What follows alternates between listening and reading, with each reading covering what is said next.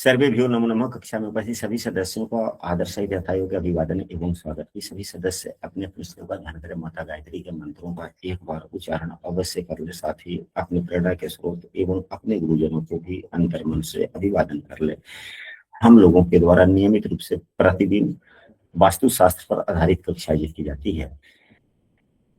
आज की कक्षा में हम प्रियंका जी को प्रतिनियुक्त करते हैं कि वे अपने विचारों को, अपने ज्ञान को हम सबों के सामने साझा करें।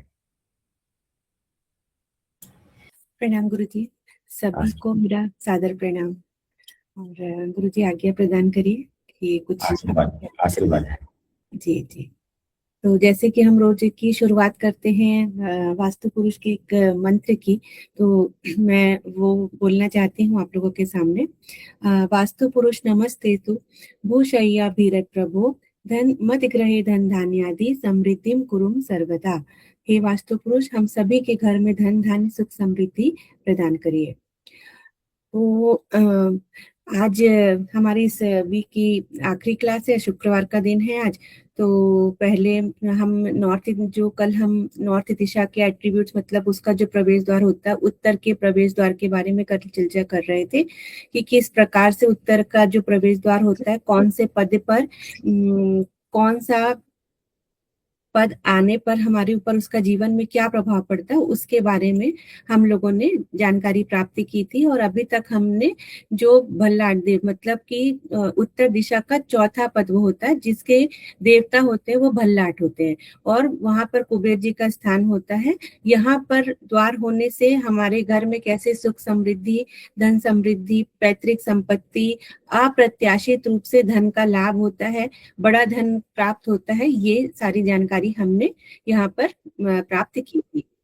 अब जो है आपने देखा कि N1 से लेके N8 तक उत्तर N1 और N8 के बीच में सिर्फ ये जो दो पद आते हैं, कौन कौन से पद आते हैं, अगर आप उसको मॉडर्न वास्तु के हिसाब से समझेंगे तो उसको बोलते हैं N3 और N पद। और उसी प्रकार से कल गुरुजी ने हमको एक भेजा हुआ है हमारे ग्रुप में, आप लोगों ने उसको देखा होगा। उसमें भी स्पष्ट रूप से आप लोगों को दिखाई दे रहा है कि जो सोम और भल्लाट, उसमें अलग से ये बना हुआ है। तो वो पद जो है, यही पद होते हैं कि जिसमें अगर आपका घर बना हुआ है, आपका प्रवेश द्वार बना हुआ है, तो वो बहुत अच्छा माना जाता है। अब उसके बाद में आप देख पाएंगे कि यहाँ पर लिखा हुआ है N5। N5 के जो देवता होते हैं वो होते हैं सोमा। यह जो पद है, अगर इसको हम वैदिक वास्तु के हिसाब से समझे तो यह पद बहुत अच्छा माना जाता है। लेकिन अगर मॉडर्न वास्तु के बारे में बात करेंगे तो इसमें थोड़ी सी कंट्रोवर्सी चलती है। कंट्रोवर्सी का मतलब ये हुआ कि दोनों के बीच में थोड़ी सी दुविधा है, क्योंकि इसका जो एट्रीब्यूट है, ये जो N5 सोमा का जो घर पद होता है, इस घर में जो भी व्यक्ति रहता है जिसका प्रवेश द्वार N5 पर सोमा के पद पर है, वह व्यक्ति बहुत ज्यादा धार्मिक होता है। मतलब उनके घर में आप समझिए कि बड़ी बड़ी पूजा होना, जितने भी प्रकार के अभिषेक हो रहे हैं, रात दिन जो व्यक्ति है वो धर्म कर्म में ही जुड़ा रहता है। तो उस प्रोस्पेक्टिव से अगर हम देखेंगे तो ये घर बहुत अच्छा है कि व्यक्ति जो है धार्मिक बहुत हो जाता है। लेकिन अगर हम इसको प्रैक्टिकल लाइफ के बारे में समझेंगे, और मुझे गुरुजी की भी एक कक्षा में उन्होंने बताया था कि हमको जो धर्म कर्म है वो अपने एक लिमिट के अनुसार ही करना चाहिए। आप कभी महीने में 2 महीने में एक विशेष पूजा कर लीजिए, लेकिन जो आपकी दैनिक दिनचर्या चल रही है उसमें आप अपना 10 मिनट 15 मिनट उतना ही एक नॉर्मल टाइम जो है भगवान की पूजा में दीजिए। और उसके बाद में आपको अपने कार्य पे रत होना चाहिए, क्योंकि भगवान श्री कृष्ण जी ने भी गीता में कहा हुआ है ये वाली बात कि कर्मण्येधिकारस्ते, ये श्लोक आप लोगों को अच्छे से पता होगा। तो कर्म करना ही सबसे उत्तम माना जाता है, और एक गृहस्थ जीवन में रहने के लिए हमको सबसे बड़ी प्रधानता है हमारे कर्म की। जब हम सुबह उठे, हमने भगवान का ध्यान किया, अपना दैनिक दिनचर्या किया, और उसके बाद में हमको उनका आशीर्वाद लेकर अपने कर्म की ओर नियुक्त होना चाहिए। अब आप समझिए कि जिस व्यक्ति का घर जो है, घर का प्रवेश द्वार जो है N5 में है, सोमा में है, और वो व्यक्ति सुबह से उठे हैं, पूजा में लगे हुए हैं। गुरुजी ने ये चीज सिखाई थी एक कक्षा में। तो ये पद जो है वो उसी के ऊपर सबसे ज्यादा लागू होता है कि आप सुबह उठे हैं, महिलाएं जो माफ करिएगा, महिलाएं जो है वो लगी हुई हैं कि हम पूजा पाठ करने में लगे, बच्चों को स्कूल जाना, उनका टिफिन नहीं बन पाया, कुछ तो भी रख के दे दिया। पति को ऑफिस जाना है, महिलाएं लगी हैं पूजा करने में, अथवा महिलाओं को कहीं जाना है और उनके पति बोल रहे हैं कि नहीं हम तो आज ये पूजा करने वाले। उससे क्या होता है, हमारी दैनिक दिनचर्या पूरी अस्त व्यस्त हो जाती है, क्योंकि जब इंसान को सारी चीजें अपने टाइम पर नहीं मिलेंगी, उनको खाना टाइम पे नहीं मिलेगा, बच्चों को अपना सामान टाइम पर नहीं मिलेगा, जो हमारी दैनिक दिनचर्या है अगर वो समय पर नहीं होगी तो उस पूजा पाठ का कोई मतलब नहीं है। तो ये जो पद है वो इंसान को पूरे टाइम दिमाग में उसके अंदर धार्मिक झुकाव बहुत लेकर आता है कि हम पूजा करेंगे, और इस इंसान की जो प्रवृत्ति होती है वो धर्म में ज्यादा हो जाती है, कर्म में कम हो जाती है। व्यक्ति भाग्य के अधीन हो जाता है कि चलो छोड़ो, जाने दो, जो भी है हम भाग्य में जो लिखा होगा हमको वो मिलेगा, और वो अपने कर्म पर बिलीव नहीं करता। लेकिन उसकी वजह से क्या होता है, घर परिवार के लोगों के बीच में अशांति का माहौल हो जाता है, क्योंकि जब जो चीजें चाहिए नहीं मिल पाती। आप आ रहे हो, शाम का टाइम हुआ है, देख रहे हैं कि मम्मी बैठी है पूजा ही कर रही है, पापा पूजा ही कर रहे हैं, बच्चों को टाइम नहीं दिया जा रहा, तो उसकी वजह से क्या होता है, बाकी के जो भी आपके प्लेनेट हैं वो सारे के सारे प्लेनेट आपके खराब होते, क्योंकि हर आप लोगों को पता है कि हम सभी ज्योतिष से जुड़े हुए हैं, तो 9 ग्रह होते हैं, हर 9 ग्रहों का अपना अपना एक तत्व होता है। अगर हम दैनिक दिनचर्या में एक छोटी सी पूजा कर लें, 5 या 10 मिनट की, या आप जो भी अपने इष्ट देव मानते हैं उनको आप प्रणाम करके अपनी दैनिक दिनचर्या में जाते हैं, और उन दिनचर्या के जो भी आपके कर्म हैं उसको अगर आप भगवान को ऐसे ही समर्पित करते रहें, तो क्या हमने समझ लीजिए कि सुबह उठ के बच्चों को टिफिन दिया, उनका काम अच्छे से किया, तो हमने अपने बुध ग्रह को प्रसन्न किया। ठीक है, हमने बड़ों को प्रणाम किया, हमने अपने बड़े बुजुर्गों को प्रॉपर टाइम से खाना दिया, नाश्ता दिया, तो हमने अपने गुरु ग्रह को, सूर्य भगवान को प्रसन्न कर लिया। इस प्रकार से अगर जो पुरुष हैं, अगर वो अपनी महिलाओं का, अपने घर में रहने वाली महिलाओं का अच्छे से सम्मान करते हैं, उनको जब जिस चीज की जरूरत है उनके हर चीज की पूर्ति करते हैं, इसी प्रकार से महिलाएं भी अपने पतियों का सम्मान करती हैं, उनको जब जिस चीजों की जरूरत है उनको वो प्रदान करती हैं, तो हमने अपने गुरु और शुक्र दोनों को बलवान कर लिया। अगर हम अपनी दैनिक दिनचर्या में अपनी एक रूटीन टाइम टेबल के अकॉर्डिंग काम करते हैं कि हम इस समय पर हम ये काम करने वाले हैं, तो हमने अपने शनि ग्रह को परेशान को ठीक कर लिया। और इसी प्रकार से राहु केतु, जिसका हम सबसे ज्यादा उपयोग करते हैं, लेकिन इस राहु का जो कि जिसके माध्यम से अभी हम सब जुड़े हुए हैं, राहु को अगर हमने बैलेंस फॉर्म में अगर हमने उपयोग किया, तो ये राहु हमको एक दूसरे के साथ में जोड़ने का काम करता है, नया ज्ञान प्रदान करता है, और उससे हमने शिक्षा ली, कुछ अगर उसके साथ में कुछ गलत चीजें ना देख के उससे एक शिक्षा ग्रहण की, तो हमने राहु देव को भी प्रसन्न किया। इसी प्रकार से केतु देव को भी प्रसन्न करे। तो हम अपने दैनिक दिनचर्या में जितने भी कर्म करते हैं वो सभी 9 ग्रहों के अधीन ही रहकर कार्य करते हैं। और ये तो मेरी एक पर्सनल मानसिकता भी है कि आप जो भी कर्म कर रहे हैं, अगर हम अपने उस कर्म को अपने भगवान को समर्पित करते जाएं कि भगवान, मैं तो अपने पर्सनल भी एक ओपिनियन बता रही हूँ कि अगर मुझे पूजा करने का टाइम नहीं मिला, तो हमने अपने दिन भर में जितना भी काम किया वो सब आपके लिए ही किया, क्योंकि आप भगवान ने हमें अगर दिया है और हमारे सदस्यों को दिया और हमारे ऊपर कोई जिम्मेदारी दी है कि पुरुषों को जिम्मेदारी दी गई है कि भाई आप बाहर की दुनिया, आर्थिक उन्नति का काम पुरुष के थ्रू होता है, आजकल महिलाओं के थ्रू भी होता है, महिलाओं को कार्य दिया गया कि आप अपना घर भी संभालिए, बाहर भी संभालिए। तो इसी प्रकार से दोनों का एक मेलजोल होकर अगर आपकी सुसंगठित गठित व्यवस्था चलती है और आपके बड़े बुजुर्ग आपसे प्रसन्न हैं और आपके बच्चे आपसे प्रसन्न हैं, वो घर में आके वो पोषक तत्व और एक खुशनुमा वातावरण अगर आपके घर पर है, तो आपसे ज्यादा सक्सेसफुल इंसान, चाहे वो महिला हो अथवा पुरुष हो, नहीं हो सकता है। तो अपने दैनिक कर्मों में करते हुए हम जो भी कर्म कर रहे हैं, अगर हम उसे प्रत्येक दिन भगवान को समर्पित कर दें कि आज हमने जो किया वो हम आपके लिए ही किए, बच्चों का किया वो आपके लिए किया, बड़ों का किया वो भी आपके लिए किया, हम स्वयं भी अपने लिए जो कर रहे हैं, तो आप तो हमारे अंदर ही हैं, तो हमने अपने लिए भी, अपने सुख के लिए भी कुछ कार्य किया, तो हमने ये आपके लिए ही किया।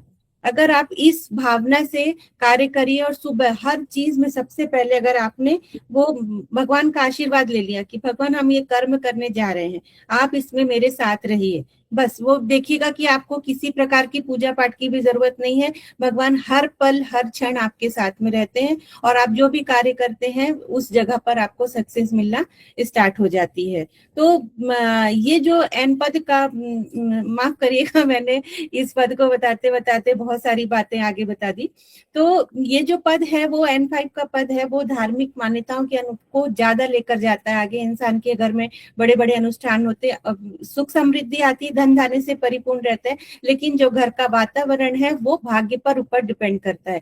तो क्या होगा कि जब माता पिता ही भाग्य के ऊपर डिपेंड करेंगे तो वैसे ही संस्कार बच्चों में आते हैं। तो बच्चे भी कर्म करने की ओर प्रेरित नहीं होते। उनको लगता है कि मेरी मम्मी तो इतनी पूजा करती है, देखना मैं फर्स्ट आ जाऊंगा, मेरी पापा तो इतनी पूजा करते हैं, वो हम ही लोग के लिए तो करते हैं, देखना मेरा ये काम बन जाएगा। तो वो कर्म की तरफ कम बिलीव करते हैं और पूजा पाठ में उनका रुझान ज्यादा हो जाता है, जिसका N5 पर पद है। इसी कंडीशन में हम लोग जब भी गृह का निर्माण करते हैं, अगर घर बनाना है तो कोशिश ये की जाती है कि अगर घर चौड़ा बन रहा है तो N3 N4 आते हुए थोड़ा सा जो पोर्शन है आपका वो N5 की ओर आए। इस अगर ऐसा रहेगा, तीनों पद आपके बराबर मात्रा में छोटे छोटे रूप में आ जाएंगे, तो क्या होगा कि आपको तीनों पद की बराबर ये प्राप्त होगी। तो जिसमें क्या होगा कि आपका घर जो है मतलब पूजा पाठ भी आप एक बैलेंस के रूप में करेंगे, वहीं आपके घर में धन धान्य सुख समृद्धि भी प्राप्त होगी आपको, और वंश वृद्धि भी लेकर आते हैं। हमारे घर में अगर N3 N4 N5 को मिलाकर या N4 N5 को मिलाकर पद दिया जाए तो ये एक बहुत अच्छा शुभ सूचक घर माना जाता है। सिर्फ N5 का जो पद होगा तो वो धार्मिक मान्यताओं की ओर ज्यादा अग्रसर करेगा। अब जो है N6 का पद, N6 का पद आप देख पा रहे हो, उसमें लिखा हुआ है कि भुजंग। भुजंग मतलब कि क्या होता है, जैसे कि नाक का अर्थ भी सर्प होता है, ऐसे ही भुजंग भी एक सर्प ही है। और ये जो देवता है ये दानव के देवता हैं। तो इस पद पर अगर आपका घर है तो ये क्या करवाता है कि रिश्तेदारों के बीच में और भाइयों के बीच में कड़वाहट पैदा करता है, जैसा कि यहाँ पर लिखा हुआ है, आप लोग देख पा रहे हैं। इसमें क्या होगा कि पैतृक संपत्ति को लेके इंसान के बीच में इतना मनमुटाव, इतनी परेशानियां हो जाएंगी कि इंसान भाई भाई एक दूसरे से बात नहीं करते, रिश्तेदारों में पिता और पुत्र आपस में बात नहीं करते हैं, कोई भी घर कुटुंब के लोग आपको वो मान सम्मान नहीं देते हैं, जिसका भी पद जो है वो N6 पे भुजंग नामक पद पर होता है। अब आप देख पा रहे होंगे कि यहाँ पर लिखा हुआ है N7। N7 जो है उसकी देवता जो बनती है वो होती है अदिति। अदिति कौन है आप लोगों को शायद अगर पता हो तो, एक जो माता है वो अदिति देवताओं की माता है और दिति जो है वो राक्षसों की माता है। ठीक है, इनके पिता एक हैं और दो, इसकी स्टोरी अगर आप लोगों ने पहले कभी सुनी हो, अन्यथा मैं आप लोगों के साथ में कभी किसी दिन शेयर करूंगी कि कैसे ये देवता हुए, किस प्रकार से ये दाना हुए और दोनों की माताएं हैं। तो जो अदिति हैं, अदिति के नाम पर अगर प्रवेश द्वार होता है, मतलब N7 उत्तर दिशा के 7वें पद पर अगर आपके घर का प्रवेश द्वार है, तो यहाँ पर सबसे ज्यादा देखा गया है कि महिलाओं के साथ में हेल्थ इश्यूज बहुत ज्यादा होते हैं। महिलाओं के साथ में महिला किसी न किसी प्रकार की बीमारियों में ग्रसित रहती हैं। बहुत सारी आप लोगों ने भी देखा होगा कि महिलाएं जो है, पुरुष व्यक्ति जो है वो कभी बीमार नहीं पड़ते, लेकिन महिलाओं का स्वास्थ्य जो है कभी भी साथ नहीं देता। उनको कुछ ना कुछ परेशानी लगी हुई, कभी कुछ ऑपरेशन हो गया, बीपी की समस्या है, थायराइड की समस्या है, बहुत सारी बीमारियों का जो महिलाओं से संबंधित जो भी बीमारियां हैं वो अगर उनका पद N7 पर होता है तो ये बीमारी वो पैदा करते हैं। इसी प्रकार से आप देख पा रहे होंगे कि N8 मतलब कि दिति। दिति कौन है? दिति है राक्षसों की माता। ठीक है, तो जो राक्षसों की बात है, तो अगर आप राक्षसों की प्रवृत्ति के बारे में समझेंगे तो उनकी सोच कैसी थी? उनकी सोच बहुत ही संकीर्ण थी। वो सिर्फ अपने बारे में ही सोचना ज्यादा पसंद करते थे और वो सबकी प्रगति में बाधा करते थे। हर चीज को हड़प लो, हर चीज जो भी है, जिसका भी है, जैसा भी, वो मेरा होना चाहिए। तो उसी प्रकार से जिसका N8 में द्वितीय में घर होगा, वो व्यक्ति की जो सोच होगी वो बहुत ही संकीर्ण, मतलब उदारवादिता नाम की चीज ही उस व्यक्ति के अंदर नहीं होगी। अगर उसने किसी के पास में वो वस्तु देख ली, उसको तुरंत होगा कि ये मेरी होना चाहिए। उसके दिमाग में ये नहीं आएगा कि मुझे इतना पैसा कमाना है कि मैं इस चीज को अपने आप से, अपने कर्मों की बदौलत मैं उसको खरीद सकूं। उसका दिमाग रहेगा कि किसी प्रकार से ये चीज मेरी होना चाहिए, बाई हुक और बाई क्रूक, कैसे भी करके मुझे इस चीज को अपने पास में लाना है। और उसके लिए वो वहां पर प्रयत्न करना चालू कर देगा कि मैं कैसे इसको छीन लूं। चाहे वो प्रॉपर्टी हो आपके घर की, अथवा आपका कोई भी काम हो, तो उसकी वजह से क्या होगा, व्यक्ति अपने कर्म पे ही काम नहीं करेगा। उसको जो खुद का कर्म करना है वो नहीं करके उसका दिमाग बस पूरे टाइम यही चलेगा, और बहुत ही संकीर्ण सोच हो जाती है। ऐसे व्यक्ति को हम कंजूस भी बोलते हैं, कि वो किसी चीज में पैसा खर्च ही नहीं करना चाहते। कोई भी चीज हो कि हम ऐसा काम क्यों ना करें कि वो चीज हमारा फ्री में काम बन जाए, तो उसका दिमाग उसमें ही लगा रहेगा और वो अपने कर्म पर बिलीव नहीं करेगा। तो कैसे हमारे घर में प्रॉस्पेरिटी आएगी, कैसे हमारे घर में सुख समृद्धि आएगी। तो इससे आप लोगों ने ये समझा कि N1 से लेके N8 तक का जो गेट रहते हैं, प्रवेश द्वार रहते हैं, उसमें 3 पद जो हैं वो अच्छे माने जाते हैं, N3, N4 और N5। इसी को हम अगर वैदिक वास्तु में बोलते हैं तो जो तीसरा पद, चौथा पद और पांचवा पद होता है, ये प्रवेश द्वार के लिए बहुत शुभ माना जाता है, बहुत अच्छा माना जाता है। और आप लोगों ने बहुत लोगों के को कहते हुए सुना होगा कि उत्तर का दिशा है तो हमारा घर बहुत अच्छा है, उत्तर का प्रवेश द्वार है हमारा, हमारा तो बहुत अच्छा प्रवेश द्वार है, उत्तर है और दक्षिण का अच्छा नहीं है। लेकिन ये चीज हमेशा याद रखिए कि उत्तर का ही प्रवेश द्वार क्यों ना हो आपका, अगर वो इन 3 पद को छोड़कर किसी अन्य पद पर है तो ये बिल्कुल भी वास्तु के अनुसार सही नहीं है, और इसमें जितनी भी चीजें लिखी हुई हैं उससे संबंधित समस्या आपके घर पर आ सकती है। अब इसको आप लोग अपने घर में भी मैच कर सकते हैं। कैसे समझ में आए कि हमारा कौन सा पद है, किस पद पर हमारा घर है। तो एक तो हम अगर सीधे सीधे लैंग्वेज में जाएंगे तो हमने अपना कंपास रखा, कंपास रख के देख के पता किया। लेकिन आप ये देख पा रहे होंगे कि छोटे छोटे ही डिस्टेंस से जो है काफी पद हमारे चेंज हो जाते हैं।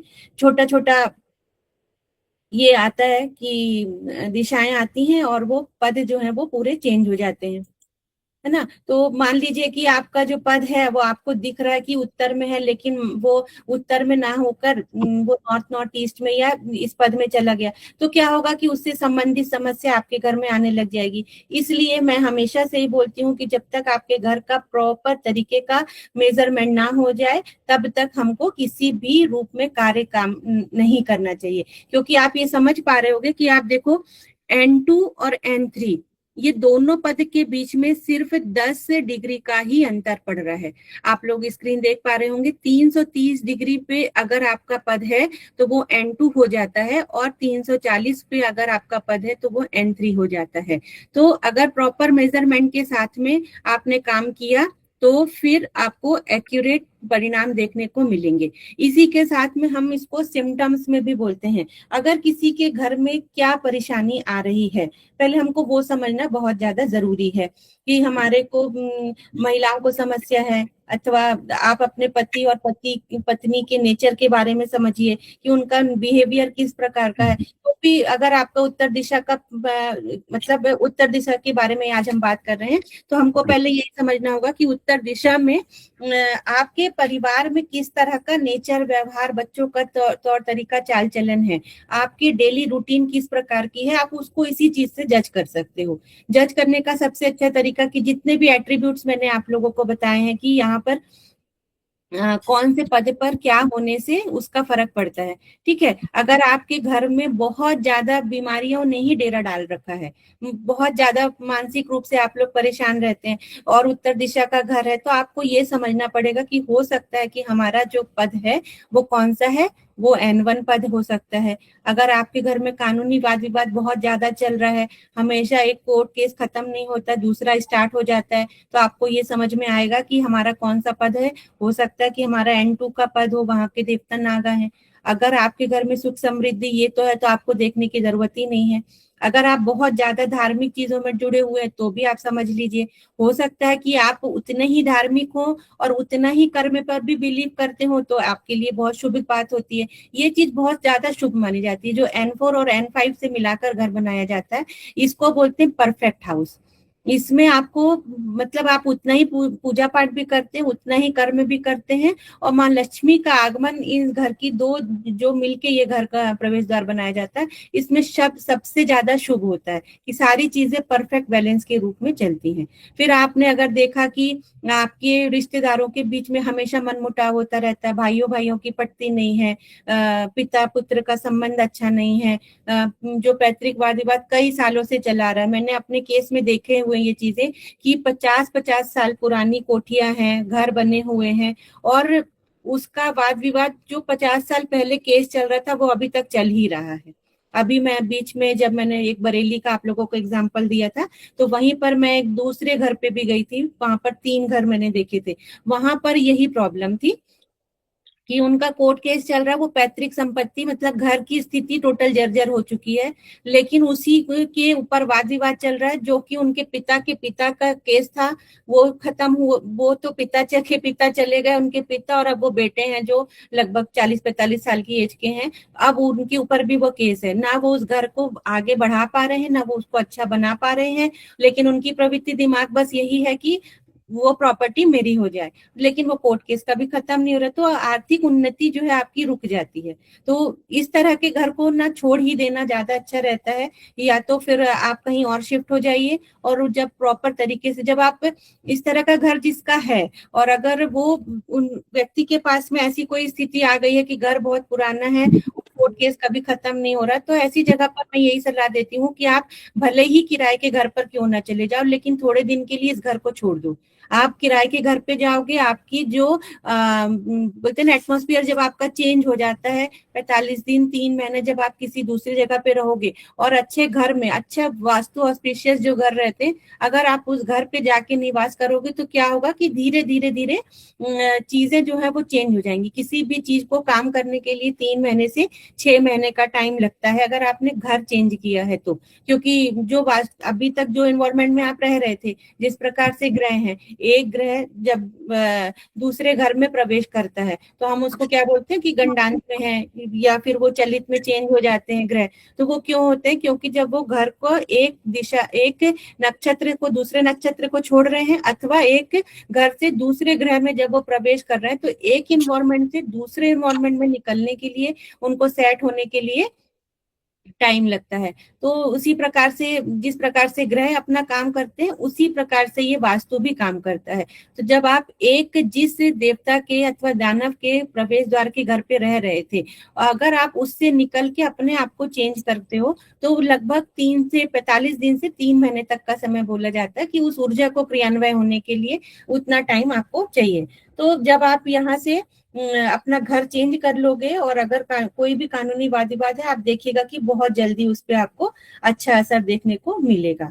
तो आप इस चीज को ऐसे समझ पाएंगे कि कानूनी वाद विवाद चल रहा मतलब कि N2 का घर है। N3 N4 N5 तो मैंने आप लोगों को अच्छे से समझा दिया, बहुत कुछ चेंजेस की जरूरत ही नहीं है इसमें। जिनका भी घर यहाँ पर है, खुश होकर सुखी जीवन बिताइए। उसके बाद में आपके घर में रिश्तेदारों में कड़वाहट है, भाई बहनों के बीच में है, तो हो सकता है कि आपका पद जो है N6 में हो। महिलाओं की ज्यादा तबीयत खराब होती है, पुरुष को कोई प्रॉब्लम नहीं होती है, तो उसके लिए ये देखा जाता है कि वहां पर हो सकता है कि N7 का प्रवेश द्वार हो। और उसी प्रकार से अगर किसी व्यक्ति को या महिला को ऐसा लगता है कि, अथवा पुरुषों को लगता है कि मेरी जो वाइफ है बहुत ज्यादा कंजूस है, वो सबके साथ में किसी का कुछ देखी तो उसके अंदर जेलिसी की भावना आ जाती है, तो और अथवा महिलाओं को ऐसा लगता है कि नहीं मेरे हस्बैंड का नेचर इस प्रकार का है, तो जरूर अपने उत्तर दिशा के N8 पद पर ध्यान दीजिए कि कहीं आपका घर जो है वो N8 पद पर तो नहीं है। तो इस प्रकार से सिर्फ 3 पद हैं जो बहुत शुभ माने जाते हैं उत्तर दिशा में। तो आज के बाद में अगर आपसे कोई कहे कि मेरा घर तो उत्तर दिशा में है और मेरा प्रवेश द्वार उत्तर दिशा में है और मुझे तो कोई दिक्कत नहीं है, तो उसको आप लोग ये बहुत अच्छे से समझा सकते हैं कि ऐसी बात नहीं है कि उत्तर का प्रवेश द्वार है तो आपका बहुत ही अच्छा होगा। आपका अगर उत्तर का प्रवेश द्वार है तो 3 द्वार को छोड़कर बाकी के जो द्वार हैं, 5 द्वार हैं, वो उतने शुभ नहीं माने जाते हैं। तो आशा करती हूँ कि उत्तर दिशा के जो प्रवेश द्वार है उसके बारे में आप लोगों को समझ में अच्छे से आया होगा। हम्म,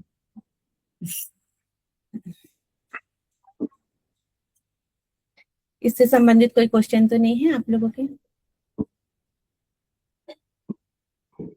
ठीक है। आज जो है हम उत्तर दिशा, अब उसके बाद में पूर्व दिशा के बारे में बात करते हैं। अभी टाइम है। ठीक है, हम पूर्व दिशा की बात अब कल करूंगी मैं, क्योंकि ये भी लंबा टॉपिक है, पूरा एक क्लास इसके लिए चाहिए है। तो आज मैं एक विशेष टॉपिक और लेकर आई हूँ आप लोगों के लिए, जो कि हमारे घर में घड़ी से संबंधित है। हम सभी के घर में घड़ियां हमेशा लगी रहती हैं, और आपको पता है कि काल विधि जो है वो किसके माध्यम से चल रही है।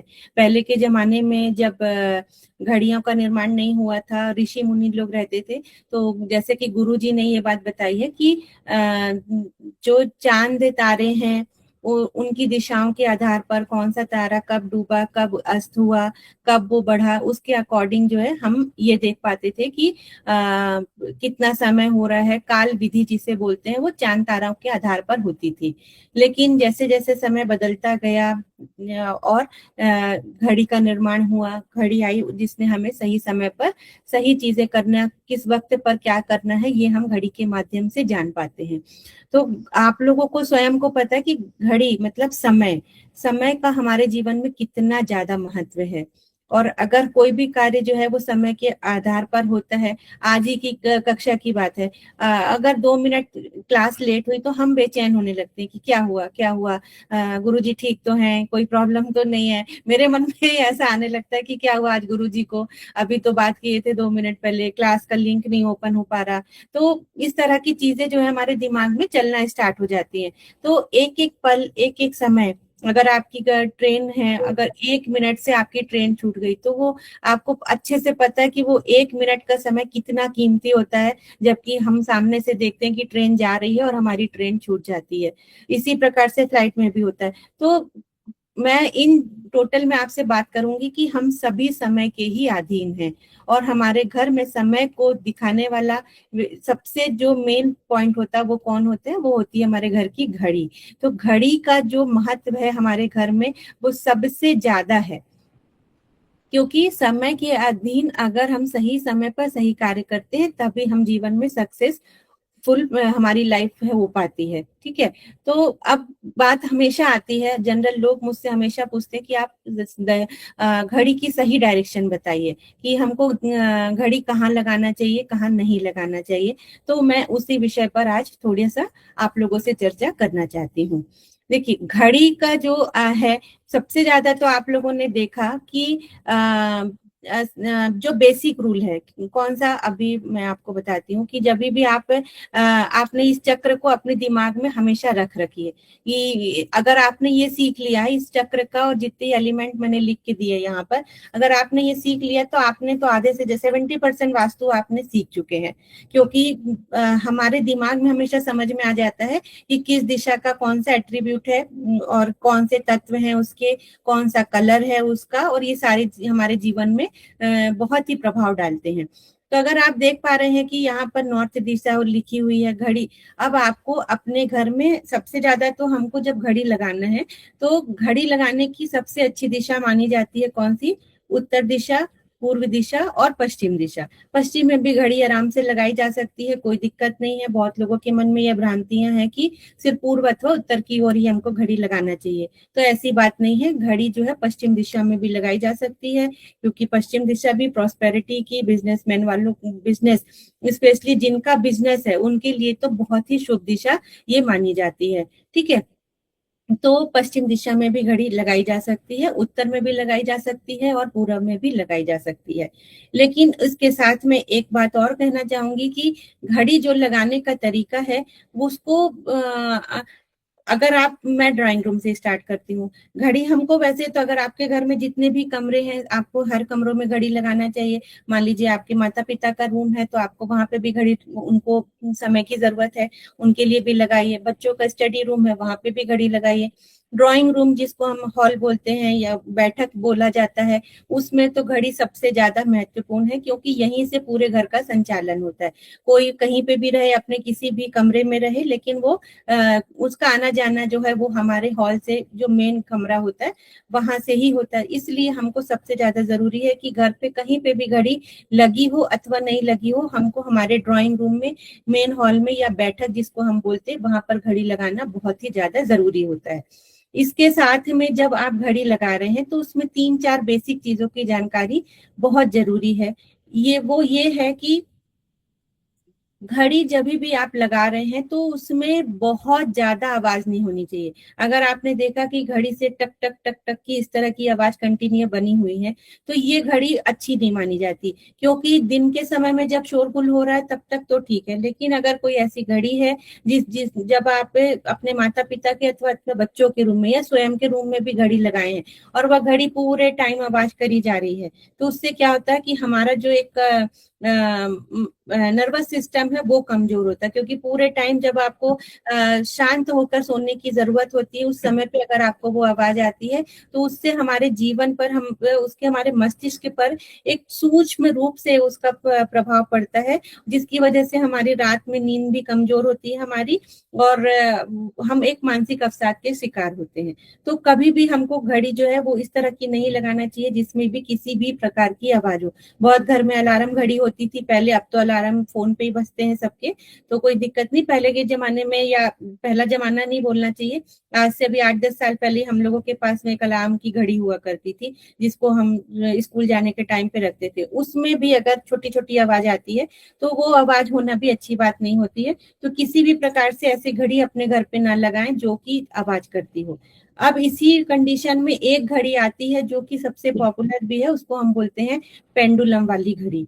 पेंडुलम वाली घड़ी जो कंटिन्यूअसली चलती जाती है, आपने देखा होगा। अगर इस तरह की घड़ी आपको लगाना है, अगर नहीं बोलूंगी, इस तरह की घड़ी लगाना ही चाहिए, लेकिन उसको लगाने के लिए सिर्फ ड्राइंग रूम या बैठक जिसे कहा जाता है वहां पर ही लगाना चाहिए। क्योंकि अगर, जो चीज मैंने आपको बोली कि अगर आपने घड़ी का पेंडुलम कंटिन्यूअसली हिल रहा है और आप उसको किसी के रूम में लगाए रखें तो वो उसके रात भर भी वो बेचैन होके सोएंगे। जिनके भी कमरे में होगी वो देखिएगा कि अगर पेंडुलम कंटिन्यूअसली ऐसा ऐसा चल रहा है, आप उसको देखते देखते सो रहे हैं, तो क्या होगा कि आपको मानसिक रूप से किसी ना किसी प्रकार का स्ट्रेस रहेगा और आपका मन जो है वो शांत नहीं होगा, चलायमान रहेगा, कंटिन्यूअसली चलायमान रहेगा। और हमको जब हम सोते हैं उस टाइम पे शांति बहुत ज्यादा जरूरी है। आप सारी प्रकार की नेगेटिविटी को अपने पास से दूर कर दीजिए। ओम का उच्चारण करिए आराम से। आपके घर में, आपके रूम में एक पॉजिटिव इन्वायरमेंट हो सके तो कपूर जला के थोड़ा सा सोइए ताकि जो भी नेगेटिविटी है वो चली जाए, और फिर आप सोएंगे तो आपको एक पॉजिटिव रिजल्ट मिलेगा। तो जो अपना बेडरूम है अथवा बच्चों का रूम है या हमारे बड़े बुजुर्गों का रूम है, हमको वहां पर कभी भी पेंडुलम वाली घड़ी नहीं लगाना चाहिए। पेंडुलम वाली घड़ी हमेशा घर के जो बैठक वाला रूम है वहां लगाना अच्छा माना जाता है, क्योंकि बोलते हैं कि सबकी लाइफ जो है वो चलायमान रहती, तो दिन भर आप लोग उसको देखिए, उसके साथ चलायमान रहिए और वो आपके लिए अच्छा शुभ सूचक मानी जाएगी। इसके साथ में ही आप लोग देख पा रहे होंगे कि बहुत तरह की डिजाइन वाली घड़ी चली है आजकल। तो मैं देखती हूँ कि जिसमें जानवरों की पिक्चर लगी हुई है, जानवर का शेप बना हुआ है बाहर की तरफ में, और आपने उसको एक छोटा सा पोर्शन गोल बना हुआ जिसमें माफ करिएगा, ये बने हुए रहते हैं, समय का चक्र बना हुआ है, और बाकी पूरा एक सीनरी जैसी की घड़ी रहती है। इस तरह की घड़ी कभी भी हमारे घर पर नहीं होना चाहिए, क्योंकि वो प्रत्यक्ष या अप्रत्यक्ष रूप से जिस भी जानवर की अगर फोटो वहां पर बनी हुई है अथवा स्टैच्यू बना हुआ है, प्रत्यक्ष अप्रत्यक्ष रूप से वो हमारे जीवन पर उसका प्रभाव आता ही आता है। तो कभी भी इस प्रकार की घड़ी जिसमें किसी भी प्रकार के हिंसक जानवर हो, इस प्रकार की घड़ी हमको हमारे घर पर नहीं लाना चाहिए। अभी आजकल एक नया चलन चल पड़ा है कि आप लोग देख रहे होंगे कि मनी प्लांट जैसा ऐसा बहुत सारा बना हुआ है और उसके बाजू में ये घड़ी लगी हुई है। अगर अब आप ये समझिए कि इस तरह की मनी प्लांट वाली घड़ी लेकर आप अपने घर में ले आए, आप सोच रहे हैं कि बहुत ज्यादा सुख समृद्धि अच्छी वाली स्टैच्यू वाली फोटो हम लेकर आए हैं, लेकिन अगर उस घड़ी की आपने सही दिशा नहीं लगाई और उस घड़ी को आपने कहाँ पर ईस्ट साउथ ईस्ट जो कि मंथन की दिशा है, अथवा आपने साउथ साउथ वेस्ट जो कि एक्सपेंडिचर की दिशा है, अथवा आपने वेस्ट नॉर्थ वेस्ट जो कि डिप्रेशन को डिटॉक्सिफाइड जो कोप भवन वाला स्थान होता है, अगर आपने वहां पर उस वाली घड़ी को लगा दिया है तो क्या होगा, उसका उल्टा असर वो आप लोग अच्छे से समझ गए होंगे।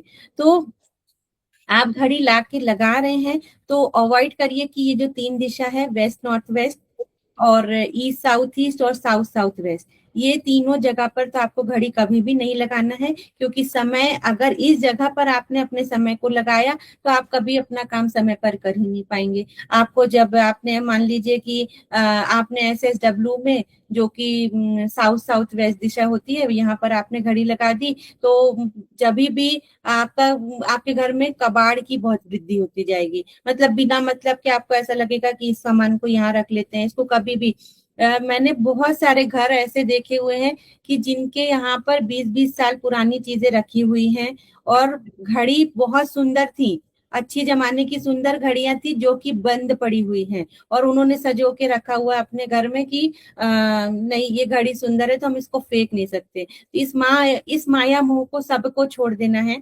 जिस चीज का बंद घड़ी तो मतलब 1 मिनट भी आपके घर पर नहीं होनी चाहिए। जैसे ही आपकी घड़ी का सेल खत्म होता है, सारी जिंदगी के सारे काम छोड़ के आपको सबसे पहले उस घड़ी को चलायमान रखना है। घड़ी कभी भी बंद नहीं होनी चाहिए। इसके साथ में एक बहुत इंपॉर्टेंट चीज है जो गलतियां पहले मैं भी किया करती थी कि और अब मैंने सुधार ली है कि घड़ी जो है वो कभी भी, अगर आपके घर में 3 घड़ी है तो तीनों का टाइम जो है वो कभी भी अलग अलग नहीं होना चाहिए। कई बार हम लोगों की आदत होती है कि बच्चों के रूम में जो घड़ी लगी हुई है हमने उसका टाइम थोड़ा सा बढ़ा दिया कि बच्चों को सुबह उठना है तो वो अपने हिसाब से उठेंगे। जो ड्राइंग रूम है उसकी घड़ी का 5 मिनट आगे टाइम है कि भाई हमको जब निकलना है तो हम अपने समय से, लेकिन आपका माइंडसेट तो है कि वो घड़ी 5 मिनट आगे है। इसी प्रकार से अगर मान लीजिए कि आपके घर में 3 घड़ी है और तीनों का टाइमिंग अलग अलग चल रहा है, तो आप ये चीज को महसूस करिएगा कि कभी भी आप सभी घर परिवार के लोगों के बीच में बैलेंस, समय की प्रतिबद्धता ही नहीं रहेगी। हर इंसान अपने अपने समय के अनुसार ही कार्य करेगा। मुझे जब जाना है मैं तभी करूंगा। तो और भी बहुत सारी बातें हैं, अभी चूंकि समय कम हो रहा है तो आज के लिए रोकती हूँ। लेकिन मेन जो चीज मैं आप लोगों को बताना चाह रही हूँ, जो छोटी गलतियां हम करते हैं कि घड़ी को सही दिशा में लगाना चाहिए, उसके कलर के अनुसार लगाना चाहिए, और तीसरी चीज की घड़ी जो है वो कभी भी बंद नहीं होना चाहिए, और चौथी चीज की घड़ी का जो समय है वो अगर आपके घर में 3 घड़ी है अथवा 4 है अथवा 5 है अथवा 1 है, उसका सही समय ही होना चाहिए। ना उसे आगे बढ़ा के रखिए ना उसे पीछे करके रखिए। और अगर आपने 5-5 मिनट बढ़ाया है तो तीनों का समय जो है या जितनी भी घड़ी है उसका 5-5 मिनट टाइम सबका बढ़ा हुआ होना चाहिए। इस चीज को बहुत ज्यादा ध्यान रखिए, क्योंकि अगर सबका समय अलग अलग बता रही है घड़ी तो आप सब लोगों का समय भी अलग अलग ही चलेगा। तो धन्यवाद, आशा करती हूँ कि चीज आप लोगों को अच्छे से समझ में आई होगी। मैम जी, घड़ी का शेप कैसा होना चाहिए, गोल या चौकोर? हाँ देखिए, जैसा कि आप यहाँ पर देख पा रहे हैं, कुछ चीज मैटर करती है कि आप उसको कहाँ लगा रहे हैं, कौन सी दिशा में लगा रहे हैं। अगर मैं बोलूं कि आप उसको पूर्व दिशा में लगा रहे हैं, है ना, तो वहां पर चौकोन या स्क्वायर वाली जो रेक्टेंगल शेप रहता है उस प्रकार की घड़ियां लगाना अच्छा होता है। लेकिन अगर आप उसको लगा रहे हैं अपने जहाँ पर आपका मास्टर बेडरूम है, या फिर ये वाला आप दिशा देख पा रहे हैं west south west, west south west, west और नॉर्थ वेस्ट, ये वेस्ट नॉर्थ वेस्ट जो दिशा है यहाँ पे तो घड़ी कभी भी नहीं लगाना है। और लगाना है तो ये 3 दिशा में अगर आप लगा रहे हैं और गोल घड़ी है तो ये ज्यादा शुभदायक होगी। लेकिन गोल घड़ी भी है और उसके साथ में अगर उसमें ग्रीन कलर